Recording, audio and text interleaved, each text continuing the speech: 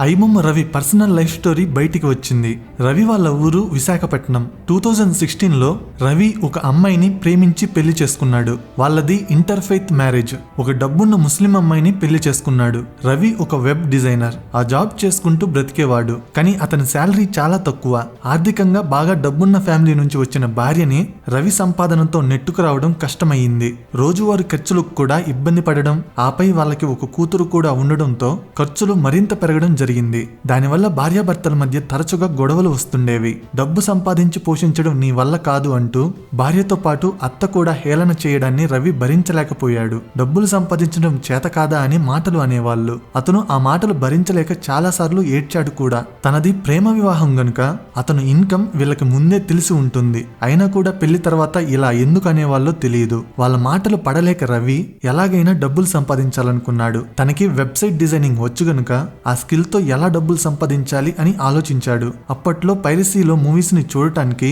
అందరూ movie rules, తమిళంవి, తమిళ rockers లాంటి websites ని ఉపయోగించేవాళ్ళు. రవి కూడా మూవీస్ ని చూడటానికి ఆ వెబ్సైట్స్ ని ఉపయోగించేవాడు. ఆ టైంలో రవికి ఒక ఆలోచన వచ్చింది. పైరసీ వెబ్సైట్స్ కి డబ్బులు ఎలా వస్తాయి అని రీసెర్చ్ చేశాడు. బెట్టింగ్ యాప్స్ ని, లోన్ యాప్స్ ని అడ్వర్టైజింగ్ చేయడం ద్వారా డబ్బులు వస్తాయని తెలుసుకున్నాడు. తాను కూడా అలాంటి ఒక వెబ్సైట్ ని డిజైన్ చేసి డబ్బులు సంపాదించాలనుకున్నాడు. కానీ ఆ వెబ్సైట్స్ లో అతనికి కొన్ని ప్రాబ్లమ్స్ కనిపించాయి. మూవీస్ అనేవి డైరెక్ట్ గా ఆ వెబ్సైట్స్ లో ప్లే అవ్వవు. ఎక్స్టర్నల్ లింక్స్ ఉండేవి. ఆ లింక్స్ లో కొన్ని పనిచేసేవి, ఇంకొన్ని పనిచేసేవి కాదు. ఆ వెబ్సైట్స్ లో ఉండే ఇంకొక ప్రాబ్లం ఏంటంటే మూవీస్ ని డౌన్లోడ్ చేసుకోవాలంటే టోరెంట్స్ ద్వారా డౌన్లోడ్ చేసుకోవాలి. ఆ విధంగా డౌన్లోడ్ చేసుకోవటం అందరికీ తెలియదు. సో అలాంటి ప్రాబ్లమ్స్ తన వెబ్సైట్ లో ఉండకూడదు అనుకున్నాడు. చాలా క్లీన్ ఇంటర్ఫేస్ తో వెబ్సైట్ ని డిజైన్ చేయాలనుకున్నాడు. అందుకోసం 2019లో ఐబొమ్మ వెబ్సైట్ ని డిజైన్ చేశాడు. ఇంటర్ఫేస్ క్లీన్ గా ఉంటుంది. యాప్ కూడా అవసరం లేదు. డైరెక్ట్ గా బ్రౌజర్ లోనే మూవీని చూసేయచ్చు. ఓటీటీ ప్లాట్ఫామ్స్ లాగా అకౌంట్ కూడా క్రియేట్ చేసుకోవాల్సిన అవసరం లేదు. జస్ట్ కొన్ని క్లిక్స్ లోనే మూవీని చూసేయచ్చు. అడ్వర్టైజర్స్ తనని కాంటాక్ట్ అవ్వడం కోసం వెబ్సైట్ లో ఒక ఈమెయిల్ ఐడి కూడా ఇచ్చాడు. ఆ ఈమెయిల్ ఐడి ద్వారా బెట్టింగ్ యాప్స్ వాళ్ళు, లోన్ యాప్స్ వాళ్ళు ప్రమోషన్స్ కోసం రవిని సంప్రదించడం మొదలు పెట్టారు. రవి కొన్ని డీల్స్ ని ఓకే చేశాడు. ఐబొమ్మ యూజర్స్ ఎవరైనా మూవీ పోస్టర్ మీద క్లిక్ చేసినప్పుడు ఎక్స్ట్రాగా ప్రమోషన్ ట్యాబ్ ఓపెన్ అయ్యేలా వెబ్సైట్ ని డిజైన్ చేశాడు. ఆ ఎక్స్ట్రా ట్యాబ్ లో బెట్టింగ్ యాప్స్ లేదా లోన్ యాప్స్ ప్రమోషన్స్ పెట్టాడు. ఆ ప్రమోషన్స్ ద్వారా అతనికి మొదట్లో 75 లక్షల రూపాయలు వచ్చాయి. ఆ డబ్బులు చూసి అతనికి చాలా ఆనందం వేసింది. తన ఆనందాన్ని వెళ్లి భార్యకు షేర్ చేసుకున్నాడు. సంపాదించిన డబ్బుల్ని చూపించాడు. కానీ తన భార్య ఆల్రెడీ ఇతన్ని విడిచిపెడదామని ఫిక్స్ అయ్యింది. అందువల్ల రవి డబ్బులు సంపాదించినప్పటికీ ఆమెలో ఎటువంటి మార్పు రాలేదు. రవి కూడా తన మీద ప్రేమ చూపని వాళ్ళతో రిలేషన్ వద్దనుకున్నాడు. 2021లో ఇద్దరు డివోర్స్ తీసుకున్నారు. దాంతో రవికి అర్థమైంది జీవితంలో డబ్బులు ఎంత ముఖ్యమని. ఎలాగైనా ఏం చేసైనా బాగా డబ్బులు సంపాదించాలనుకున్నాడు. ఇండియాలోనే ఉంటే పోలీసులు పట్టుకుంటారని నెదర్లాండ్స్ కంట్రీ వెళ్ళాడు. అక్కడే ఉంటూ కొత్త సర్వర్స్ ని కొనుక్కొని మూవీస్ ని అప్లోడ్ చేసుకుంటూ ప్రమోషన్స్ చేస్తూ డబ్బులు సంపాదించడం మొదలు పెట్టాడు.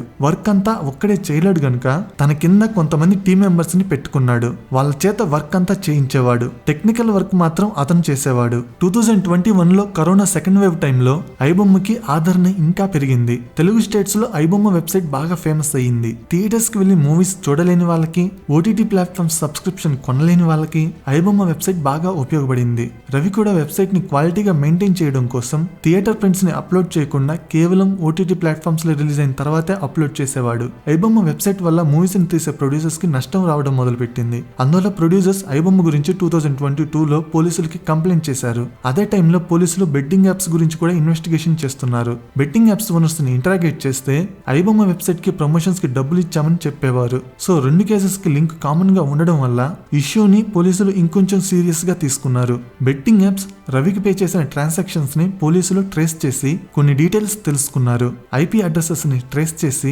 ముందుగా రవి టీం మెంబర్స్ ని అరెస్ట్ చేశారు. వాళ్ళు ఇండియాలోనే ఉండటం వల్ల ఈజీగా దొరికారు. అదే టైంలో ఐబొమ్మ పబ్లిక్ గా ఒక స్టేట్మెంట్ కూడా బయటికి పంపించింది. ఏమనంటే, మా వెబ్సైట్ మీద ఫోకస్ చేయడం ఆపండి, లేదంటే మేము మీ మీద ఫోకస్ చేయాల్సి ఉంటుందని. హీరోలకి అంత రెమ్యూనరేషన్ అవసరమా? సినిమా ఇండస్ట్రీలో చాలా మంది ఉన్నారు, వాళ్ళు ఏమైపోతారు అని కబుర్లు చెప్పకండి. వాళ్ళకి మీరు ఇచ్చే అమౌంట్ ఏ కూలి పని చేసినా వస్తాయి. మరి మీ హీరో హీరోయిన్ కి వస్తాయా? సినిమా బడ్జెట్ లో ఎక్కువ శాతం రెమ్యూనరేషన్స్ కి మరియు విదేశాల్లో షూటింగ్స్ కి మరియు ట్రిప్స్ కి ఖర్చు పెడుతున్నారు. ప్రొడక్షన్ బాయ్స్ నుంచి లైట్ బాయ్స్ వరకు ఎంత ఖర్చు పెడుతున్నారు? ఇండియాలోనే షూటింగ్ చేస్తే ఖర్చు తగ్గుతుంది కదా. అనవసరమైన బడ్జెట్ పెట్టి ఆ బడ్జెట్ రికవరీకి మా మీద రుద్ది ఎక్కువకి అమ్ముతున్నారు. డిస్ట్రిబ్యూటర్స్ అండ్ థియేటర్ ఓనర్స్ ఆ అమౌంట్ ని కలెక్ట్ చేసుకోవడానికి టికెట్ అమౌంట్ పెంచుతున్నారు. చివరికి మధ్యతరగతి వాడే బాధపడుతున్నాడు అని ఐబొమ్మ వెబ్సైట్ లో పోస్ట్ పెట్టాడు. తన వెబ్సైట్ మీద పోలీసులు ఫోకస్ పెడుతున్నారని, ఎందుకైనా మంచిదని వెప్పం టీవీ అనే ఇంకొక వెబ్సైట్ ని ఆ టైంలోనే స్టార్ట్ చేశాడు. కరేబియన్ ఐలాండ్స్ లో అయితే సిటిజన్షిప్ ఈజీగా వస్తుందని తెలుసుకుని సెయింట్ కిట్స్ అండ్ నెవిస్ అనే ఐలాండ్ లో 80 లక్షలు పే చేసి సిటిజన్షిప్ తీసుకున్నాడు. తనకు వచ్చిన డబ్బులతో ఇంటర్నేషనల్ ట్రిప్స్ కి వెళ్తుండేవాడు. అంతా బానే కొనసాగుతుండింది. తన గురించి పోలీసులు కూడా మర్చిపోయారని అనుకున్నాడు.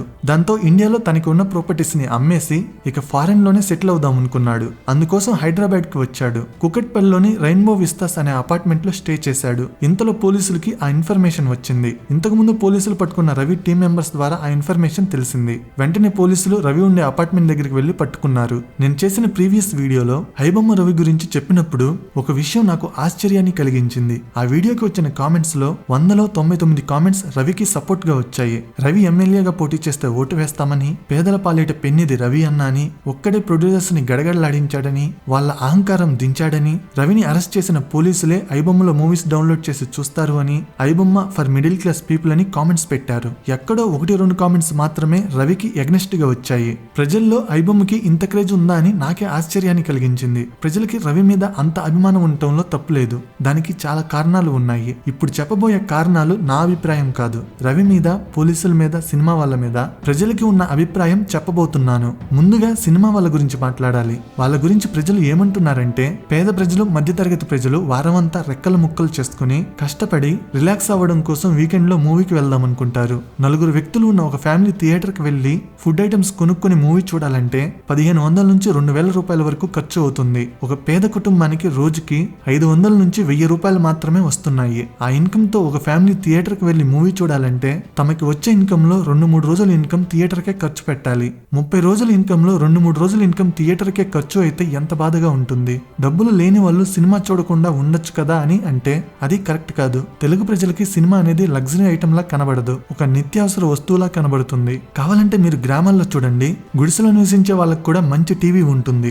డబ్బులు లేకపోతే అప్పు చేసైనా టీవీ కొంటారు. తెలుగు ప్రజలకి సినిమా అంటే అంత పిచ్చి. ఇండియాలో హిందీ ప్రజల కన్నా తెలుగు ప్రజలు చాలా తక్కువ మంది ఉంటారు. అయినా కూడా తెలుగు సినిమా ఇండస్ట్రీ ఇండియాని రూల్ చేస్తుందంటే దానికి కారణం ఏంటి? తెలుగు ప్రజలకి సినిమా మీద ఉన్న పిచ్చి అలాంటిది. ఆ పిచ్చిని కొంతమంది ప్రొడ్యూసర్స్ అప్పుడప్పుడు ఎక్స్ప్లాయిట్ కూడా చేస్తుంటారు.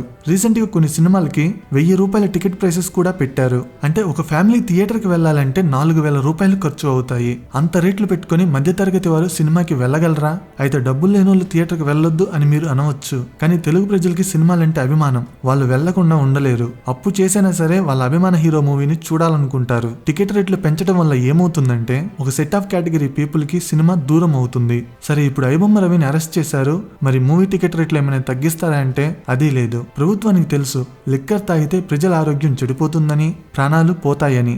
అలాని లిక్కర్ అమ్మకుండా ఉంటున్నారా? ప్రజల ఎడిక్షన్ ని ఎక్స్ప్లాయిట్ చేస్తున్నారు. ఇష్టం వచ్చినట్టు రేట్లు పెట్టి లిక్కర్ ని అమ్ముకుంటున్నారు. సినిమా వాళ్ళు కూడా అదే చేస్తున్నారు. ప్రజల అభిమానాన్ని ఎక్స్ప్లాయిట్ చేస్తున్నారు. పోనీ థియేటర్ కి వెళ్లకుండా కొన్ని రోజులు ఆగి ఓటీటీ ప్లాట్ఫామ్స్ లో చూడాలంటే అవి ఇంకా కాస్ట్లీ. ఓటీటీ ప్లాట్ఫామ్స్ అయిన Amazon Prime, Netflix, Hotstar, Sony Liv, G5, Sun Next, Aha వీటన్నిటి సబ్స్క్రిప్షన్స్ తీసుకోవాలంటే సంవత్సరానికి 10,000 రూపాయల వరకు ఖర్చు అవుతున్నాయి. కొన్ని ఓటీటీ ప్లాట్ఫామ్స్ లో అయితే సబ్స్క్రిప్షన్ పే చేసిన తర్వాత కూడా యాడ్స్ వస్తున్నాయి. మరి ప్రజలకి ఐబొమ్మే దిక్కు అవుతుంది. ప్రొడ్యూసర్స్ కూడా ఈ మధ్య మూవీస్ లో అనవసరమైన బడ్జెట్ చాలా పెడుతున్నారు. ఒక మూవీ బడ్జెట్ 100 కోట్లు ఉంటే అందులో రెమ్యూనరేషన్సే 70 కోట్లు ఉంటున్నాయి. మిగతా 30 కోట్లతో క్వాలిటీలెస్ మూవీ తీసేసి జనాల మీద రుద్దుతున్నారు. ఇష్టం వచ్చినట్టు బడ్జెట్ పెట్టేసి దాని రికవరీ కోసం టికెట్ రేట్స్ ఎలా పడితే అలా పెంచుతున్నారు. అది కరెక్ట్ కాదు అని, ఇప్పటికైనా టికెట్ రేట్స్ తగ్గించాలని ప్రజలు అభిప్రాయపడుతున్నారు. పోలీసులు కూడా సినిమా వాళ్ళ కోసం ఎంతైతే ఎఫర్ట్స్ పెట్టారో ఒక కామన్ మ్యాన్ కంప్లైంట్ విషయంలో కూడా అంతే ఎఫర్ట్స్ పెట్టాలని ప్రజలు కోరుకుంటున్నారు.